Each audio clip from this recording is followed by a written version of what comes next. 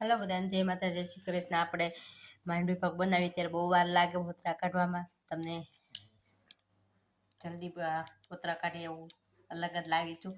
5 minute આમ ઓછો સમયમાં તમારા ફોતરા નીકળી જાય। વિડીયો બના રહેજો। આવી રીતના તો ફોતરા બધા કાઢી નાખવાના છે એકદમ ઓછા સમયમાં। તો ઓછા સમયમાં ફોતરા નીકળી ગયા જો એકદમ થઈ ગયા ને ચોખ્ખું।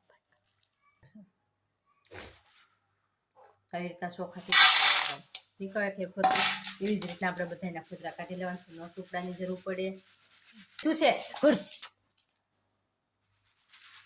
તો એકદમ સરસ જલ્દી જલ્દી નીકળી જાય, ઓછો સમય ને કામ ઝાઝું થાય। તો